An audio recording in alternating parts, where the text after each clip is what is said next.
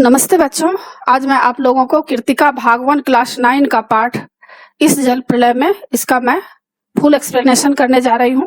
Part 1 मैं पढ़ा चुकी हूँ, यह पार्ट 2 है। पार्ट 1 देखने के लिए आप ऊपर दिए गए आई बटन पर क्लिक करके देख सकते हैं, या नीचे दिए गए डिस्क्रिप्शन बॉक्स में भी देख सकते हैं, या प्लेलिस्ट में देख सकते हैं।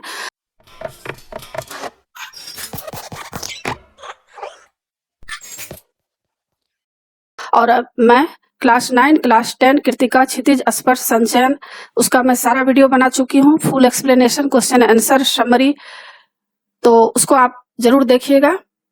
और कोई भी चैप्टर अगर आपको पढ़ना है, मान लीजिए माटी वाली है या कोई भी चैप्टर है, तो आप चैप्टर का नाम दे दीजिए, फिर आप देवज नागरी, देवज डैश देकर नागरी लिखिए, और इतना लिखने के बाद आपको चैप्टर मिल जाएगा। देवज स्पेस देकर आप नागरी दीजिए, DEVZ और स्पेस देकर NAGRI। इतना लिखने के बाद आपको पूरा वीडियो देखने को मिल जाएगा और आपको कोई परेशानी भी नहीं, आसानी से आप ढूंढ सकते हैं कोई भी चैप्टर को।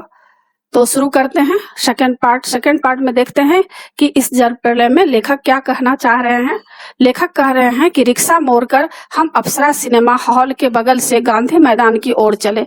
और लेखक, वहां पर एक अप्सरा सिनेमा हॉल था, तो उस समय तो शो बंद हो चुका था, तो वहां से लेखक क्या हुआ, गांधी मैदान के तरफ चले। पैलेस होटल और इंडियन एयरलाइंस दफ्तर के सामने पानी भर रहा था, और वहां पर जो पैलेस होटल था, इंडियन एयरलाइंस का दफ्तर, वहां क्या हुआ, बहुत सारा पानी भर गया था, तो बंद कर दिया गया था। पानी की तेज धारा पर लाल हरे नियन विज्ञापन की परछाइयां सैकड़ों रंगीन सांपों की सृष्टि कर रही थी। और वहां जो पानी की तेज धारा चल रही थी, तो क्या हो रहा था, वहां पर नियन विज्ञापनों की जो परछाइयां थी, वहां पर जो विज्ञापन लिखा गया था, वहां से जो परछाइयां आ रही थी, मतलब तो परछाइयां आने के बाद वह परछाई किस तरह से दिख रहा था, ऐसा लग रहा था कि सैकड़ों सांपों की सृष्टि कर रही है, क्योंकि वहां पर काफी तरंग था और तरंग में वह सांप के जैसे दिख रहा था। गांधी मैदान की रेलिंग के सहारे हजारों लोग खड़े देख रहे थे, और वहां लोग हजारों लोगों की संख्या में भीड़ होकर इस दृश्य को देख रहा था। दशहरा के दिन रामलीला के राम के रथ की प्रतीक्षा में जितने लोग रहते हैं, उससे कम नहीं थे। और लेखक यहाँ बता रहे हैं कि उस भीड़ की संख्या इतनी थी कि जितना दशहरा मेला में जो रामलीला होता है, उस समय भी उतने लोग नहीं होते जितने लोग इस दृश्य, पानी का दृश्य देखने के लिए खड़े थे। गांधी मैदान के आनंद उत्सव, सभा, सम्मेलन और खेलकूद की सारी स्मृतियों पर धीरे धीरे गैरिक आवरण क्या हुआ, गांधी मैदान में लोग आनंद उत्सव मनाते हैं, सभा सम्मेलन भी वहां होता है, खेलकूद होता है। तो लेखक कह रहे हैं कि सारी यादें, स्मृति मतलब सारी उनकी यादें धीरे धीरे गैरिक मतलब अस्पष्ट हो गई। आवरण आच्छादित हो रहा था, मतलब ढका हुआ सा लग रहा था। हरियाली पर स्नेह स्नेह पानी फिरते देखने का अनुभव सर्वथा नया था, और धीरे धीरे अब उनको पानी देखने का नया अनुभव हो रहा था। इसी बीच एक अधेड़, मुस्टंड और गंवार जोर जोर से बोल उठा, इह अब दानापुर डूब रहा था तो पटनिया बाबू लोग उलटकर देखने भी नहीं गए, अब बुझो। और वहीं पर एक मिडिल क्लास का एक आदमी था जो कि काफी गंवार टाइप का था, वह जोर जोर से बोल रहा था। क्या बोल रहा था कि यह दानापुर डूब रहा था, मतलब दानापुर में जो कुछ समय पहले पानी आया था, तो पटना के लोग उलटकर भी उसको नहीं देखे थे, अब बुझो। उनका कहने का मतलब यह था कि अब तुम समझो, अब तुम्हारे एरिया में भी पानी भर गया है। पहले तो तुम दानापुर में जब पानी आया था तो उसके तरफ तुम लोग ध्यान नहीं देते थे, अब पता चलेगा कि पटनिया बाबू लोग किस तरह से जिएंगे, रहेंगे। मैंने अपने आचार्य कवि मित्र से कहा, अब लेखक क्या कहते हैं अपने मित्र से कि पहचान लीजिए, यही है वह आम आदमी जिसकी खोज हर साहित्यिक गोष्ठियों में होती रहती है। अब यहाँ पर एक मित्र दूसरे मित्र से बात कर रहे हैं, यानी लेखक अपने मित्र से बात कर रहे हैं, कवि मित्र से क्या बात कर रहे हैं कि आम आदमी जिसकी खोज हर साहित्यिक गोष्ठियों में होती है। उनका कहना यह है कि कोई भी लेखक आम आदमी यानी मिडिल क्लास की समस्या को लिखते हैं, गरीबी पर कोई लिखते हैं, कोई भूखमरी पर लिखते हैं, कोई न कोई समस्या पर लिखते हैं, तो कहते हैं कि देख लीजिए यह आदमी जो बोल रहे हैं आम आदमी है यह, और इस समस्या को लिखा जाना चाहिए। कहने का मतलब यह है कि उनकी बातों को ध्यान से सुनिए, उनकी समस्या भी कुछ दिन पहले ऐसी थी, आज जो है उनकी समस्या हमारे समस्या को देखकर वह हंस रहा है। तो यह सब उनके मन में बैठाने का कोशिश कर रहे थे। उनके वक्तव्य मतलब जो कहा था, मैं दानापुर के बदले उत्तर बिहार अथवा कोई भी बाढ़ग्रस्त ग्रामीण क्षेत्र जोड़ दीजिए। और यहाँ पर लेखक कवि मित्र को कह रहे हैं कि दानापुर के बदले उत्तर बिहार या कोई भी बाढ़ग्रस्त ग्रामीण क्षेत्र को आप अपने कविता में लिखिएगा तो आप जोड़ सकते हैं। अब आगे कह रहे हैं, शाम के 7:30 बज चुके और आकाशवाणी के पटना केंद्र से स्थानीय समाचार प्रसारित हो रहा था। यानी आकाशवाणी ऑल इंडिया रेडियो से क्या है, अभी तो टीवी पर लोग समाचार सुन लेते हैं और पहले के समय में लोग रेडियो से समाचार सुनते थे। तो शाम के 7:30 बज गए थे और 7:30 बजे आकाशवाणी से समाचार देता है और लोग वहां के बहुत ही समाचार सुनने के लिए जागरूक होते हैं, क्योंकि उस समय बाढ़ का भी पानी आ रहा था। तो और लोगों के अंदर जिज्ञासा थी, तो ऑल इंडिया रेडियो पर सारे लोग वहां समाचार सुन रहे थे। पान की दुकानों के सामने खड़े लोग चुपचाप उत्कीर्ण होकर सुन रहे थे। मतलब सारे लोग उत्सुक होकर सुन रहे थे कि पता नहीं कैसा सिचुएशन आ जाएगा, कैसी स्थिति आ जाएगी बाढ़ आने के बाद। पानी हमारे स्टूडियो की सीढ़ी तक पहुंच चुका था और लेखक कह रहे हैं कि पानी स्टूडियो की सीढ़ी तक पहुंच गया और किसी भी क्षण स्टूडियो में प्रवेश कर सकता है। समाचार दिल दहलाने वाला था, कलेजा धड़क उठा। मित्र के चेहरे पर भी आतंक की कई रेखाएं उभरी और अब उन लोगों के मन में घबराहट सी हो रही है, चिंता हो रही है और डर से गए हैं, किंतु हम तुरंत ही सहज हो गए। और क्या हुआ, थोड़ी देर के लिए डर तो मन में आया, लेकिन फिर अपने आप को नॉर्मल कर लिए, यानी चेहरे पर चेष्टा करके सहजता ले आए, क्योंकि हमारे चारों ओर कहीं कोई परेशान नजर नहीं आ रहा था। अब लेखक देख रहे थे कि वहां बहुत सारे लोग खड़े हैं, लेकिन किसी के चेहरे पर कोई भी परेशानी नहीं नजर आ रहा है और लेखक खुद अकेले ही सारी समस्याओं के बारे में सोच रहे हैं। तो उनको लगा कि चलो, इतना अगर हमको कोई देखेगा कि यह चिंतित है तो लोग मुझे चिढ़ाएगा कि देखो यह कितना डरपोक है। तो लेखक क्या हुए, सहज हो जाते हैं। पानी देखकर लौटते हुए लोग आम दिनों की तरह हंस बोल रहे थे। लेखक देख रहे थे कि किसी में कोई डर की भाव नहीं था, सारे लोग हंस बोल रहे हैं, बल्कि आज तनिक और उत्साहित थे और वहां के लोग और ज्यादा उत्साहित हो रहे थे। हाँ, दुकानों में थोड़ी हड़बड़ी थी, नीचे के सामान ऊपर किए जा रहे थे, क्योंकि दुकानों में क्या था, हड़बड़ी इसलिए था क्योंकि नीचे का सामान ऊपर लोग शिफ्ट कर रहे थे कि सबसे पहले अगर पानी घुसेगा तो नीचे वाले फ्लोर पर ज्यादा घुसेगा, ऊपर जाते जाते तो वक्त लग जाएगा। इसलिए जिसको 2 फ्लोर का घर था वे लोग अपना नीचे का सामान ऊपर में शिफ्ट कर रहा था। रिक्शा, टमटम, ट्रक और टेम्पो पर सामान लादे जा रहे थे और उस समय जो भी सवारी थी उस पर लोग सामान लेकर जहां जहां जिसका घर था, जहां पर सामान को सुरक्षित रखना था, वहां लोग लेकर जा रहे थे। खरीद बिक्री बंद हो चुकी थी और उस समय लोग खरीदना बेचना सारे बंद हो चुके थे। सबको पानी की ही चिंता थी। पान वालों की बिक्री अचानक बढ़ गई थी। आसन्न संकट से कोई प्राणी आतंकित नहीं दिख रहा था और पान वालों की वहां संख्या इसलिए बढ़ गई थी क्योंकि सारे लोग टाइम पास कर रहे थे वहां पर और सारे लोग से बातचीत भी हो जाती थी, इसलिए पान वाले को कोई डर नहीं था। वहां पर पानों की बहुत बिक्री हो रही थी और आसन्न मतलब पास आया हुआ संकट से कोई प्राणी आतंकित नहीं दिख रहा था और वे लोग डरा हुआ नहीं था। पान वाले के आदम कद आईने में उतने लोगों के बीच हमारी ही सूरत मुहर्रमी नजर आ रही थी। और पान वाले के आदम कद आईने मतलब वहां पर पान वाले के पास जब लेखक खड़े थे तो उनको ऐसा लग रहा था कि लेखक ही केवल दुखी हैं। लेखक के चेहरे पर ही मुहर्रम बज रहा था। लोग कहता है ना, किसी के चेहरे को देखकर अगर कोई दुखी रहता है तो लोग कहता है क्या तुम्हारे चेहरे पर मुहर्रम बज रहा है, मतलब तुम दुखी हो, परेशान हो। तो इसीलिए कह रहे हैं कि लेखक के ही चेहरे पर मुहर्रम नजर आ रही थी, वही दुखी थे, डरे हुए थे। मुझे लगा अब हम यहाँ थोड़ी देर भी ठहरेंगे तो खरे लोग किसी भी क्षण ठठाकर हम पर हंस सकते थे। जरा इन बुजदिलों को का हुलिया देखो। अब लेखक यहाँ कह रहे हैं कि अच्छा है जो यहाँ से मैं जल्द ही चला जाऊं, क्योंकि अगर अधिक देर तक मैं यहाँ ठहरूंगा तो लोग मेरे पर हंस सकते हैं और कहेंगे कि कितने बुजदिल है, कितना डरपोक है, क्योंकि वहां ऐसी ही बातें चारों ओर उछाली जा रही थी। एक बार डूब ही जाए, और सारे लोग यही कह रहे थे कि एक बार डूब ही जाए तो अच्छा है। धनुषकोटी मतलब एक जगह की तरह पटना लापता और ना हो जाए कहीं। और धनुषकोटी एक जगह का नाम है। तो वहां पर क्या हुआ, कभी बाढ़ आया था तो वहां का जगह पूरा लापता हो गया था। तो वे लोग कह रहे हैं कि धनुषकोटी की तरह पटना भी लापता हो जाए कहीं। सब पाप धुल जाएगा। कुछ लोग ऐसे भी थे जिसको बहुत ही मजा आ रहा था कि पानी आ जाए तो अच्छा है, सारे पाप धुल जाएंगे और लापता भी हो जाए तो हमें कोई फर्क नहीं पड़ता है, चलो गोल घर के मुंडे पर ताश की गड्डी लेकर बैठ जाएं। और वहां बहुत सारे लोग थे जो अनेक तरह की बातें बोल रहे थे। कोई बहुत ही अपने ताश खेलने में दिलचस्पी ले रहे थे, उनको ऐसा खुशी हो रहा था, बोल रहा था चलो गोल घर के पास हम लोग बैठकर वहां पर ताश खेलेंगे, बिस्कोमान बिल्डिंग की छत पर ही क्यों नहीं। और कोई वहां पर जो बिस्कोमान जगह बिल्डिंग है तो कोई कह रहा था कि चलो उसके छत पर ही बैठकर हम लोग ताश खेले। भाई यही माकूल मौका है और यही एक मौका है इनकम टैक्स वालों को एन इसी मौके पर काले कारोबारियों के घर पर छापा मारना चाहिए। अब उन लोगों में यह भी बातचीत हो रही है कि इनकम टैक्स वाले जो हैं उन लोगों को अभी छापामारी करना चाहिए, क्योंकि जिसके पास जितने धन संपत्ति है तो आसानी से अभी क्या होगा, उसका सारा जान माल का वो लोग छापामारी करके वहां से काला धन लूट कर लेकर चले जाएंगे। अब आगे कह रहे हैं राजेंद्र नगर चौराहे पर मैगजीन कॉर्नर की आखिरी सीढ़ियों पर पत्र पत्रिकाएं पूर्ववत बिछी थी और वहां पर जगह का नाम है राजेंद्र नगर के चौराहे पर हमेशा मैगजीन एक कॉर्नर था जहां पर बहुत सारा मैगजीन पत्र पत्रिकाएं बिकती रहती थी, तो वहां पर उसी तरह बिछी हुई थी। तो लेखक सोचा कि एक सप्ताह की खुराक एक ही साथ ले लूं।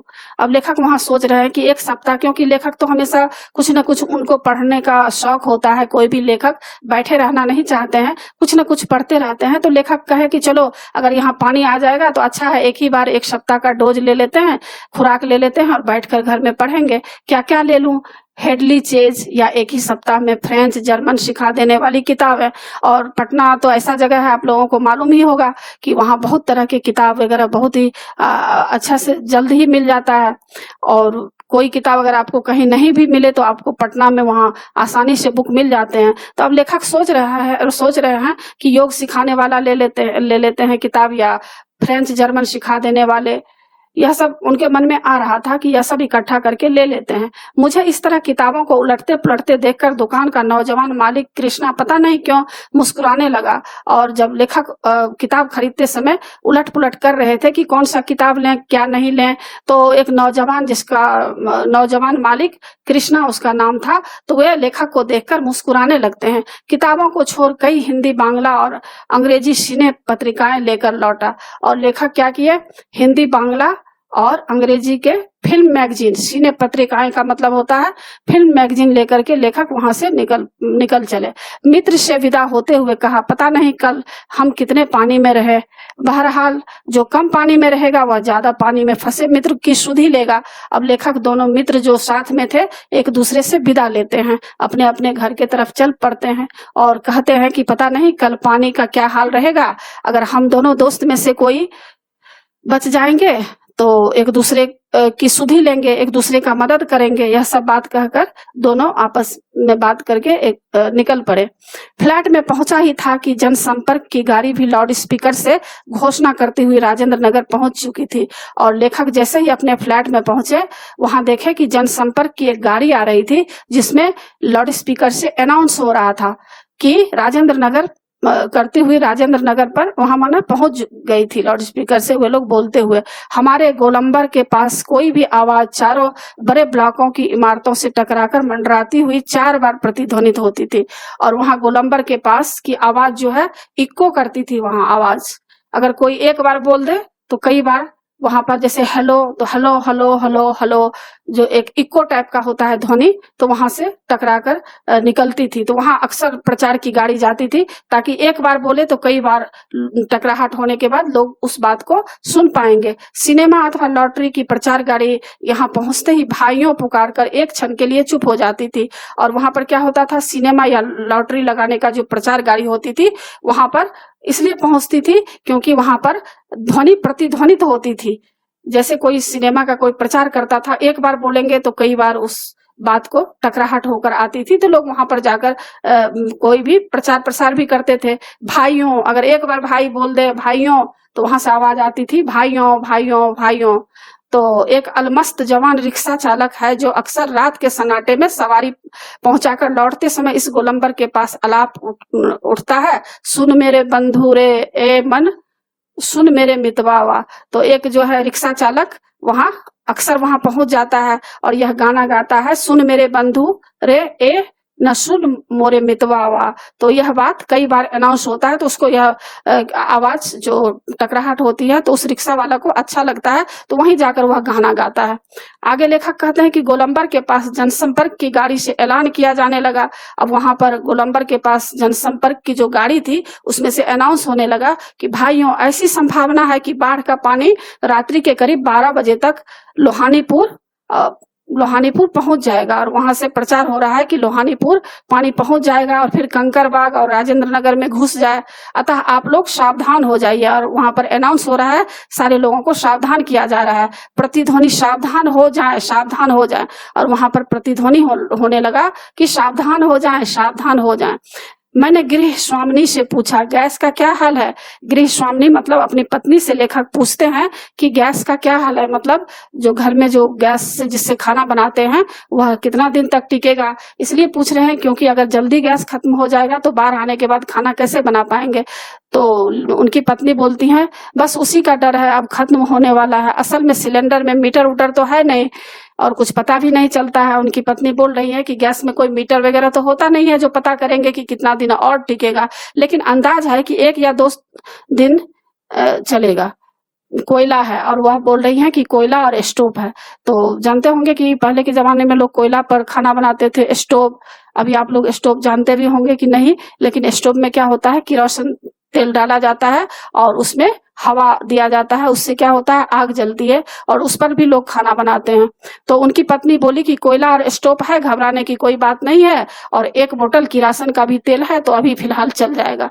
तो लेखक कहते हैं फिलहाल बहुत है, बाढ़ का भी यही हाल है। लेखक बोल रहे हैं कोई बात नहीं, इतना है तो बहुत है, मीटर उटर की कोई चीज नहीं होने से पता नहीं चलता कि कब आधम के। मैंने कहा, सारे राजेंद्र नगर में सावधान सावधान ध्वनि कुछ देर गूंजती रही।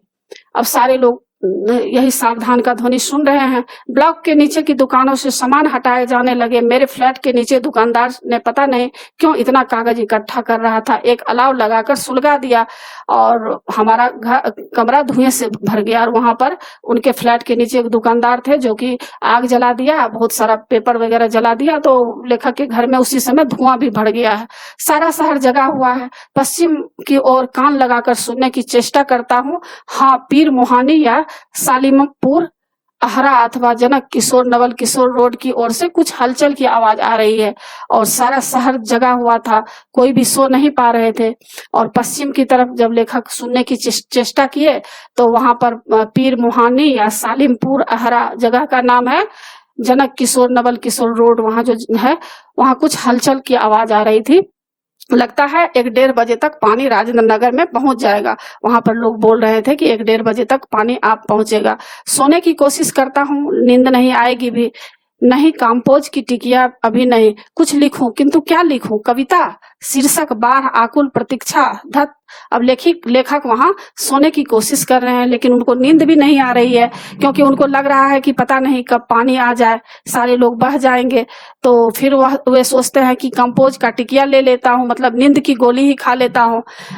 लेकिन फिर वह उनके मन में बहुत तरह की बातें आ रही है। सोच रहे हैं कि क्या कुछ लिखूं या ना लिखूं, क्या लिखूं, कुछ कविता लिखूं या बाढ़ आकुल प्रतीक्षा, मतलब बाढ़ के लिए जो मैं प्रतीक्षा कर रहा हूँ इसका शीर्षक मैं दे देता हूँ कि बाढ़ आकुल प्रतीक्षा। फिर वे कहते हैं, धत, यह सब मैं क्या सोच रहा हूँ। नींद नहीं, स्मृतियां आने लगी। और उनको नींद तो नहीं आई लेकिन बहुत तरह की उनकी यादें आने लगी, एक एक करके जो पिछले उनको कुछ याद आ रही है इसी नदी के बारे में, इसी बाढ़ के बारे में। तो उनके मन में डरावना कुछ ख्याल आने लगा, वह चलचित्र के बेतरतीब दृश्यों की तरह।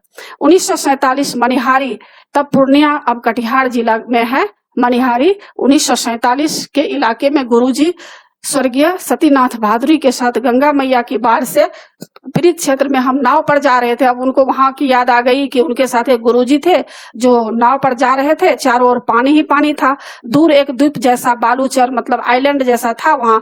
हमने कहा वहां चलकर जरा चहलकदमी करेंगे, टांगे सीधी कर ले। भादुरी जी क्या कहते हैं, भादुरी जी कहते हैं, किंतु सावधान, ऐसी जगहों पर कदम रखने से पहले यह मत भूलना कि तुमसे पहले ही वहां हर तरह के प्राणी शरणार्थी के रूप में मौजूद मिलेंगे। अब वहां पर कह रहे हैं कि सावधान हो जाओ। कौन कह रहे हैं सावधान हो जाओ?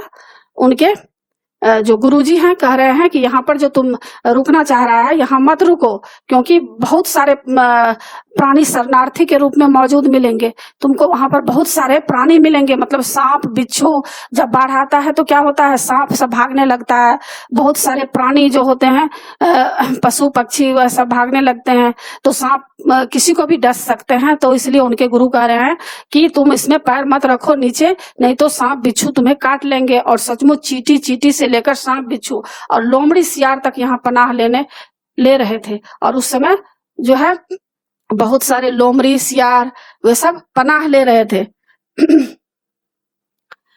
बहादुरी जी की हिदायत थी, हर नाव पर पका ही घाव, पानी की पैर उंगलियां सड़ जाती है, तलवों से भी घाव हो जाता है, कि दवा दिया सलाई और डिबिया किरासन तेल रहना चाहिए। और सचमुच हम जहां जाते खाने पीने की चीज से पहले पका ही घाव की दवा और दिया सलाई की मांग होती। और पका ही घाव क्या होता है, जब बाढ़ आ जाती है तो पानी में लोग पैर देना ही पड़ता है, और पानी में पैर डालने से वहां एक पैर में एक घाव हो जाता है। वह घाव बहुत ही कष्टकर होता है, बहुत ही दर्द होता है। तो लोग जब बाढ़ आती है तो उस समय लोग पका ही घाव रखते हैं, ताकि पैर में जल्द से जल्द वह घाव लगाकर घाव को साफ करें। और दिया सलाई की डिबिया किरासन तेल रहना चाहिए। और यह सब उनको उनके गुरु बोले कि जब कोई भी कंडीशन ऐसा देखो कि अगर बाढ़ आ रहा है तो उस समय पका ही घाव रखना चाहिए, दिया सलाई किरासन तेल यह सब रहना चाहिए, और खाने पीने का सामान रहना चाहिए। दिया सलाह की मांग होती है। सन 1949 की बात है। उस बार महानंदा की बाढ़ से घिरे वापसी थाना के एक गांव में हम पहुंचे। अब लेखक को वहां पर 1949 की बात याद आ जाती है, जब महानंदा की बाढ़ से वापसी थाना के एक गांव में लेखक पहुंचे थे। हमारी नाव पर रिलीफ के डॉक्टर साहब थे, और उस नाव पर एक डॉक्टर साहब बैठे थे। गाँव के कई बीमारों को नाव पर चढ़ाकर कैंप ले जाना था। और वहां पर क्या हुआ था, बहुत सारे जो बीमार थे उनको कहाँ ले जाना था, कैंप में ले जाना था। एक बीमार नौजवान के साथ उनका कुत्ता भी कुई कुई करता हुआ नाव पर चढ़ा। लेखक 1949 की बात कहते हैं कि एक बीमार नौजवान था, उसके साथ एक कुत्ता भी था। डॉक्टर साहब कुत्ते को देखकर भीषण भयभीत हो गए और चिल्लाने लगे, अरे कुकुर नहीं, कुकुर नहीं, कुकुर को भगाओ। बीमार नौजवान छप से पानी में उतर गया। हमार कुकुर मतलब मेरा कुत्ता है, नहीं जाएगा तो हम हूँ, नहीं जाएगा। और वो दिखाया जा रहा है कि इसमें कुत्ता से उनको इतना प्रेम था कि वह चाह रहा था कि अगर कुत्ता को ये लोग उतार देंगे तो हम भी उतर जाएंगे। फिर कुत्ता भी छपाक पानी में गिरा, हमारा आदमी नहीं जाएगा तो हम नहीं जाएगा। परमान नदी में बाढ़ में डूबे हुए एक मुसहरी मैंने मुसहरों की बस्ती में हम राहत बांटने गए।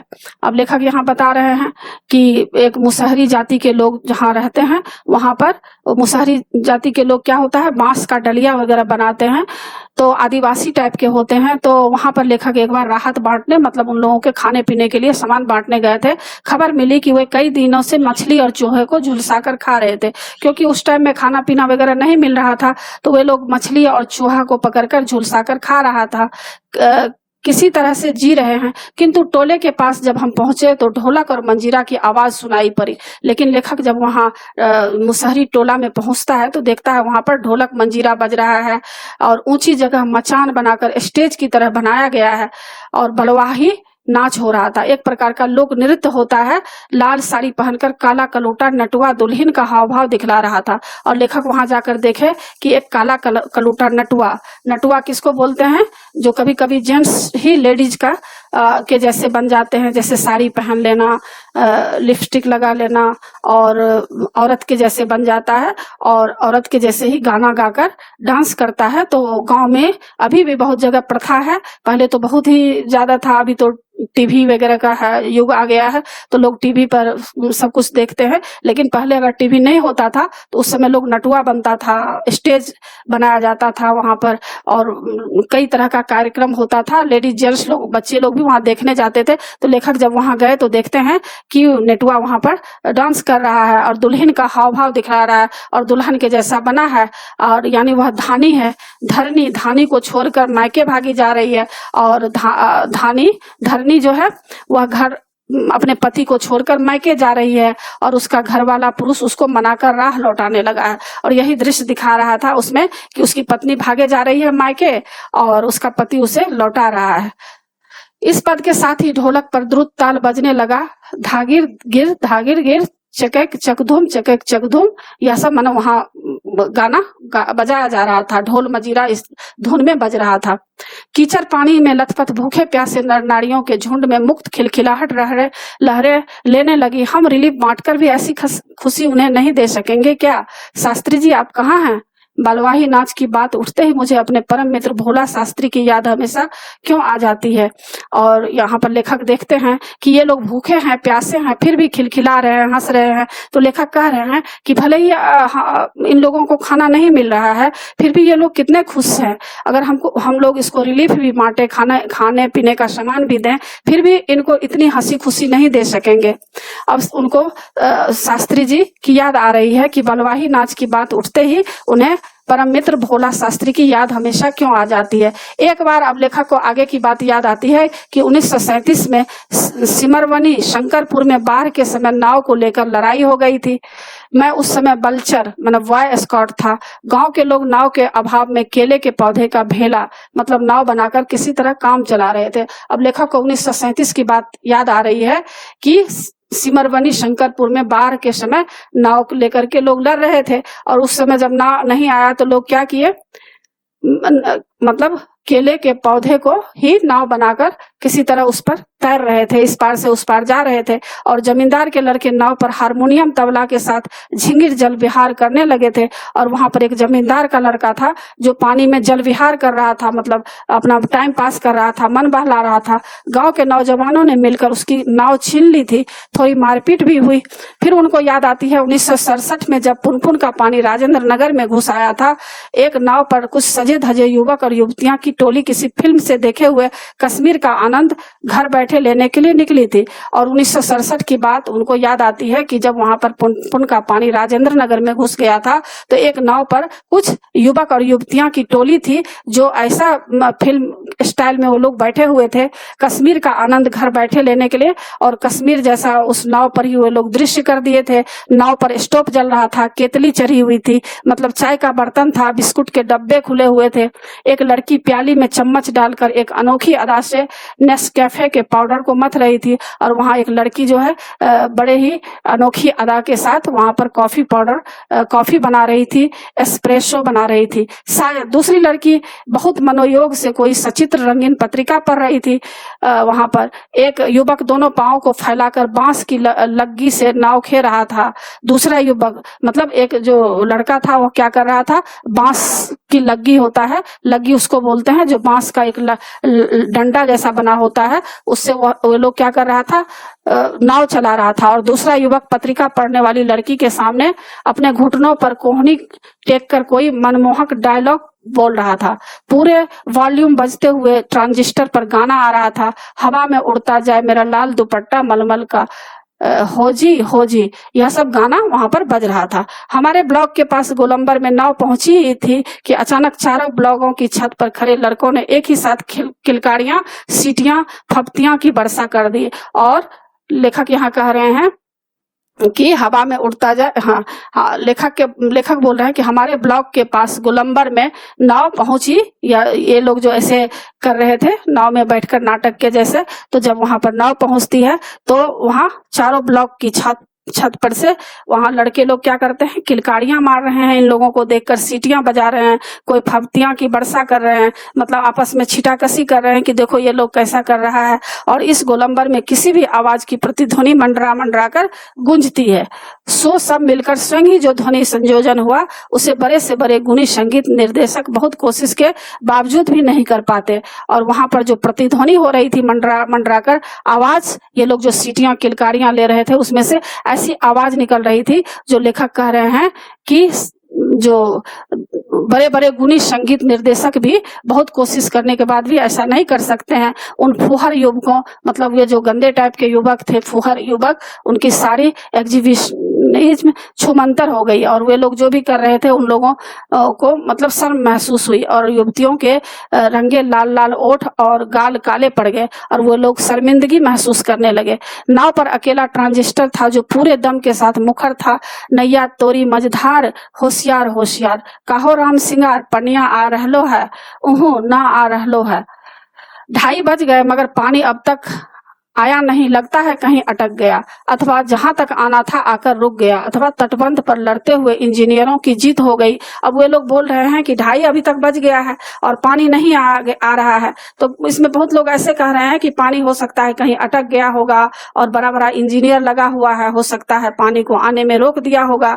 और कोई कह रहा है कि दैवी चमत्कार हो गया होगा, नहीं तो पानी कहीं जाएगा किधर। यही सब लोग बोल रहे हैं कि 2:30 बजे तक तो पानी आ जाना चाहिए, रास्ता तो इधर से ही है। चारों ब्लॉकों के प्राय सभी फ्लैटों की रोशनी जल रही थी और लेखक के आसपास जो फ्लैट वगैरह थे उसमें से सब में से रोशनी जल रही थी, बुझ रही थी, कभी जलती थी कभी बुझती थी। सभी जगे हुए हैं, कुत्ते रह रहकर सामूहिक रुदन कर रहे हैं और उन्हें राम सिंगार की मंडली डांटकर चुप करा दे रही है। राम सिंगार जो युवक युवतियां का जो ग्रुप था, वे लोग क्या कर रहे थे, कुत्ते, क्योंकि कुत्ते तब रोते हैं जब कुछ अनहोनी होता है। तो जब बाढ़ आ रही थी तो उस समय कुत्ते लोगों को भी पता चल जाता है कि कुछ होने वाला है अनहोनी, तो कुत्ते रो रहे थे और ये लोग चुप कर रहे थे, चौप चौप। मुझे अचानक अपने उन मित्रों और स्वजनों की याद आ गई जो कल से ही Pataliputra colony Shri Krishnapuri boring road के अथाह जल में घिरे हैं। और लेखक को उन मित्र की याद आ गई, अपने सगे संबंधी की उनको अब याद हो रही है, जो कल से ही Pataliputra colony Shri Krishnapuri boring road के अथाह जल में, वहां पर पहले ही पानी इतना आ गया था जहां पर उनके सगे संबंधी थे, तो उनको याद आ रही है। जितेंद्र जी, विनीता जी, बाबू भैया, इंदिरा जी पता नहीं कैसे हैं, किस हाल में है। वह शाम को एक बार पड़ोस में जाकर टेलीफोन करने के लिए चोंगा उठाया, बहुत देर तक कई नंबर डायल करता रहा, उधर सन्नाटा था एकदम, कोई शब्द नहीं सुना, टूंग फूंग कुछ नहीं हुआ।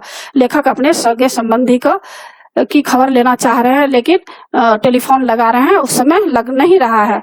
आगे लेखक बता रहे हैं कि बिस्तर पर करवट लेते हुए फिर एक बार मन में हुआ कुछ लिखना चाहिए, लेकिन क्या लिखना चाहिए, कुछ भी लिखना संभव नहीं। और क्या जरूरी है कि कुछ लिखा ही जाए, नहीं। अब लेखक करवट पर करवट बदलते जा रहे हैं, नींद नहीं आ रही है, कुछ लिखना चाह रहे हैं, क्योंकि ये तो लेखक है, लेखक को तो कुछ लिखने का मन होता ही है, पर संभव नहीं है। और कहते हैं कि कोई जरूरी भी नहीं है कि मैं लिखूं। फिर स्मृतियों को जगाऊं तो अच्छा, पिछले साल अगस्त में नरपतगंज थाना चकरदाहा गांव के पास छाती भर पानी में खड़ी एक आसन्न प्रसवा हमारी और गाय की तरह टुकुर टुकुर देख रही थी। अब उनको याद आ रही है एक बात की, जो एक लेडीज है जिसको अभी ही मतलब 1-2 दिन के अंदर ही बच्चे होने वाले हैं, आसन्न प्रसवा उसको बोलते हैं, वो किस तरह से लेखक को देख रही थी। नहीं, अब भूली बिसरी याद नहीं, बेहतर है आंखें मूंद कर सफेद भेड़ों की झुंड देखने की चेष्टा करूं, उजले सफेद भेड़ के झुंड। अब लेखक सारी याद को भुलाना चाह रहे हैं और अपने मन में दूसरी चित्र को लाना चाह रहे हैं, भेड़ों को देखने का कोशिश कर रहे हैं ताकि कोई भी उनको याद नहीं आए, डर वाली बात भी, जो उनको सगे संबंधी की कुछ भी उनको अब चिंता नहीं करना चाह रहे हैं, दूसरे तरफ अपना ध्यान केंद्रित करना चाह रहा है झुंड। किंतु सभी उजले भेड़ अचानक काले हो गए। बार बार आंखें खोलता हूँ, मूंदता हूँ, काले को उजला करना चाहता हूँ, भेड़ों के झुंड पूरे हो जाते हैं, उजले भेड़ काले भेड़, मतलब बहुत तरह का वो सोने का कोशिश कर रहे हैं और भेड़ों को देखने का कोशिश कर रहे हैं। वो सोच रहे हैं अपना जो उनका मन है उनको बहलाना चाह रहे हैं। तो आगे कहा जा रहा है कि ओधो दाखो एछे गेछे जल, यहाँ पर बांग्ला भाषा में कोई कह रहे हैं, बंगाली कोई होंगे, कह रहे हैं कि पानी आ गया, झकझोर कर मुझे जगाया, घड़ी देखा, ठीक 5:30 बज रहे थे, सवेरा हो चुका था। आ रहलो है पनिया, पानी आ गेलो, हो राम सिंगार, हो मोहन रामचंद्र, अरे हो। अब सब लोग कह रहे हैं कि पानी आ गया है, सबका नाम ले रहे हैं। आंखें मलता हुआ उठा, पश्चिम की ओर थाना के सामने सड़क पर मोटी डोली की शक्ल में मुंह में झाग फेन लिए पानी आ रहा है। और लेखक आंख मलते हुए उठते हैं तो देखते हैं कि पश्चिम की ओर थाना के सामने से सड़क पर मोटी डोरी रस्सी के शक्ल में झाग जैसा पानी लिए आ रहा है, ठीक वैसा ही जैसा शाम को कॉफी हाउस के पास लेखक देखे थे। पानी के साथ साथ चलता हुआ, किलोल करता हुआ बच्चों का एक दल इधर पश्चिम दक्षिण कोने पर दिनकर अतिथिशाला से और आगे बस्ती के पास बच्चे कूद क्यों रहे हैं। और लेखक को उस पानी में से ऐसा आवाज आ रहा था जैसे लग रहा था कि कोई बच्चे कूद रहे हैं। फिर वे कह रहे थे कि बच्चे कहाँ से अभी आएंगे, यहाँ पर पानी है, वहां मोर है, थोड़ा अवरोध है, इसलिए पानी उछल रहा है पश्चिम उत्तर की ओर। और वहां पर कुछ रुकावट था जहां पर टकराहट पानी की हो रही थी, तो उनको लगता था कि कोई बच्चे यहाँ उछल कूद कर रहे हैं। पश्चिम उत्तर की ओर ब्लॉक नंबर 1 के पास पुलिस चौकी के पिछवाड़े में पानी का पहला रेला आया। पहला रेला वहां पर पहुंचा। ब्लॉक नंबर 4 के नीचे सेठ की दुकान की बाएं बाजू में लहरें नाचने लगी और पानी कहां कहां तक पहुंच गया है लेखक बता रहे हैं। अब लेखक दौड़कर छत पर चला गया। चारों ओर शोर, कोलाहल, कलरव, चीख पुकार और पानी का कलरव, लहरों का नर्तन हो रहा था। तेज लहरें चल रही थी। सामने फुटपाथ पर पार कर अब पानी हमारे पिछवाड़े में सशक्त बहने लगा। अब उनके आसपास भी पानी बहने लगा। गोलंबर के गोल पार्कों के चारों ओर पानी नाच रहा है। आ गया पानी बहुत तेजी से बढ़ रहा है, चल रहा है। करंट कितना तेज है? सोन का पानी है, नहीं गंगा जी का है। आगे लो। और सारे लोग यही बोल रहे हैं, आगे लो, मतलब आ गया पानी। सामने की दीवार की ईंटें जल्दी जल्दी डूबती जा रही थी और जब पानी का दृश्य यहाँ लेखक दिखा रहे हैं कि जैसे ही वहां पानी आया वहां की ईंटें जल्दी जल्दी डूबने लगी है, मतलब पानी ऊपर की तरफ बढ़ते जा रहा था। बिजली के खंभों का काला हिस्सा डूब गया। तार के पेड़ का ताना क्रमशः डूबता जा रहा था, डूब रहा है। लेखक यहाँ बता रहे हैं कि पानी इतना ऊंचाई तक पहुंच गया, जो तार का वृक्ष सबसे ऊंचा माना जाता है वह भी डूबने पर है। अभी यदि मेरे पास मूवी कैमरा होता, अब लेखक यहाँ पर सोच रहे हैं कि अगर मेरे पास अभी मूवी कैमरा होता, अगर टेप रिकॉर्डर होता, तो बाहर के बचपन से ही देखता आया हूँ, किंतु पानी का इस तरह आना कभी नहीं देखा। अब लेखक यहाँ महसूस कर रहे हैं कि बाहर तो मैंने कई बार देखा बचपन से ही, लेकिन अभी जो दृश्य मैं आंखों के सामने देख रहा हूँ, अगर मेरे पास कैमरा होता या टेप रिकॉर्डर होता तो मैं उसको टेप कर लेता, कैमरे में इसको कैद कर लेता, ताकि आगे आने वाली पीढ़ी भी उसको देख पाता कि किस तरह से बाढ़ आता है। अच्छा हुआ जो रात में नहीं आया, नहीं तो भय के मारे न जाने मेरा क्या हाल होता। अब लेखक को लग रहा है कि रात में अगर आता तो और भी लेखक डर जाते। अच्छा हुआ जो सुबह को आया है। देखते ही देखते गोल पार्क डूब गया। हरियाली लोप हो गई, मतलब हरियाली जो वहां नीचे जमीन पर थी सारा डूब गया। अब हमारे चारों ओर पानी नाच रहा था। भूरे रंग के भेड़ों के झुंड के जैसे चारों तरफ से पानी नाच रहा था। भेड़ दौड़ रहे हैं, पूरे भेड़। वह चाय वाले की झोपड़ी गई और जो चाय बेच रहे थे उनकी झोपड़ी भी टूट गई, पानी में बह गई। काश मेरे पास एक मूवी कैमरा होता, एक टेप रिकॉर्डर होता तो क्या होता। अच्छा है कुछ भी नहीं। कलम थी वह भी चोरी चली गई। अच्छा है कुछ भी नहीं मेरे पास। अब लेखक यहाँ महसूस कर रहे हैं कि अच्छा है मेरे पास कुछ नहीं है। अगर मूवी कैमरा रहता और टेप रिकॉर्डर रहता तो मैं तो इसको केवल रिकॉर्ड करने में रह जाता, मूवी कैमरा में कैद ही करते रह जाता, लेकिन पूरे दृश्य को नहीं देख पाता। अच्छा है मेरे पास कुछ भी नहीं बचा है, और नहीं बचा है तो एक तरह से मेरे लिए अच्छा ही है कि मैं पूरे दृश्य को देख रहा हूँ और जो आसपास लोग हैं उनको भी वे सहायता इस अवस्था में कर सकते हैं, बचा सकते हैं। तो यही था यह पाठ। तो आशा है बच्चों आप लोगों को समझ में आ गया होगा और आप मेरे चैनल को जरूर सब्सक्राइब कीजिएगा। सब्सक्राइब के बगल में बेल आइकन बटन है, उसे जरूर क्लिक कीजिएगा ताकि कोई भी जो वीडियो हम बनाएंगे उसका नोटिफिकेशन आप तक जल्द से जल्द पहुंच जाएगा। और लाइक शेयर कमेंट्स कीजिएगा। धन्यवाद बच्चों।